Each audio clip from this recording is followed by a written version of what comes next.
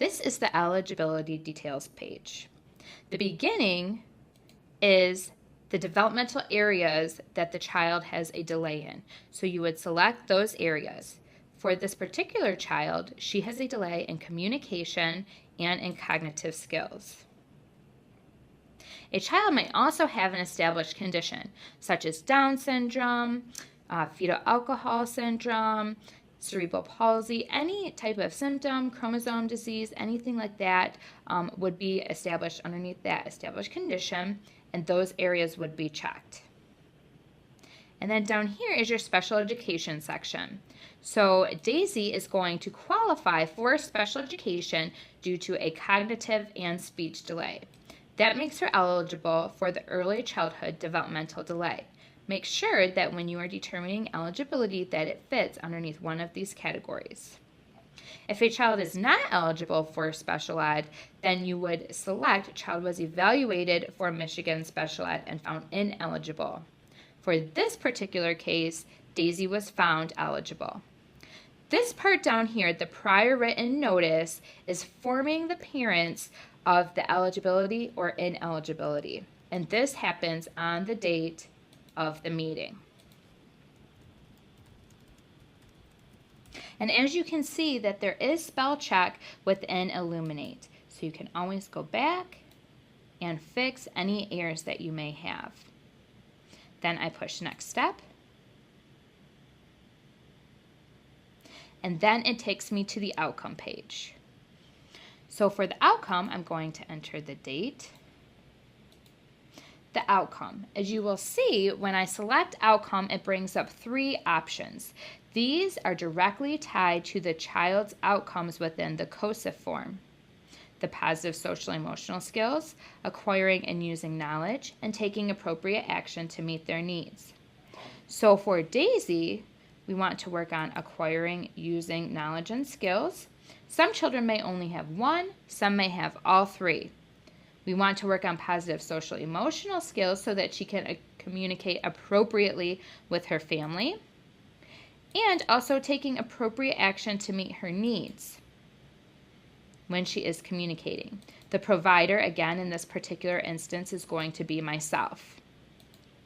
And this particular box is where we would write down that PLAF report or present status.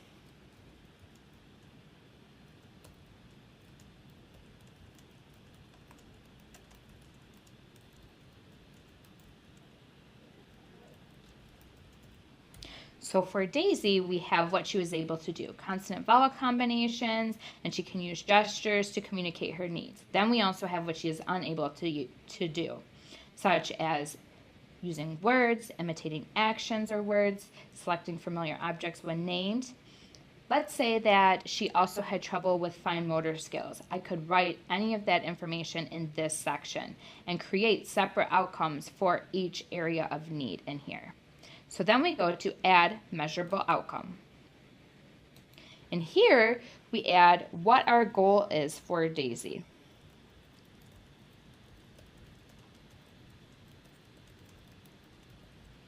And again, remembering that the IFSP is family-centered. So again, we want to tie these back to the family. So for procedures, strategies, and methods, what are those strategies going to be? It could be to attend playgroup to increase her social skills. It may be that Daisy will participate in therapy to increase her consonant vowel combinations. It may be that the teacher will provide family with support at home.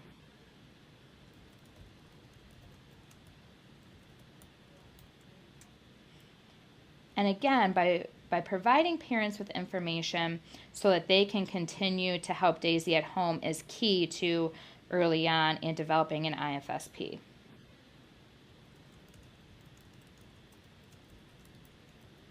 And should be a part of every child's IFSP. Then we have the assessment method or tools. So how are you going to collect how Daisy is meeting the outcome? And again, there could be multiple. It may be through documentation, it may be through parent report, and it may be through an assessment tool. The criterion, So it could be percentage accuracy, it could be parent satisfaction, whatever one of these best meets that need for that particular outcome. And then the time frame. Most of the time frame is 12 months. However, if a child is going to turn 3 within that 12 months, it may be less. Early on only goes up to age 3. And then I select Save. If I would like to, I can add another measurable outcome. So for this particular one, we are going to work on Daisy's cognitive skills. Again, what are those procedures?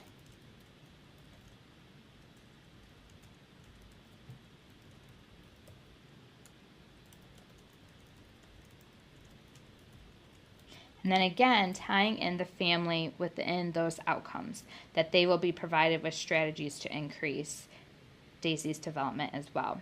Again, you have the assessment or tool that was used, the criterion, and the time frame. And then I select Save. And then you can see here are my outcomes. Now there are 3 little tabs here. The pencil is in case if you would like to go back and make any changes to those outcomes. Maybe the parent would like to add on something to those strategies. You can always go back in and change that. Maybe the parent doesn't want to work on the second outcome and only wants to work on one outcome at a time. You can delete that by using this red button. Or if you would like to rotate the order in which the outcomes are, you can select these buttons here. Now that I have finished the outcomes page, I'm going to select Next Step, and that will save my outcome.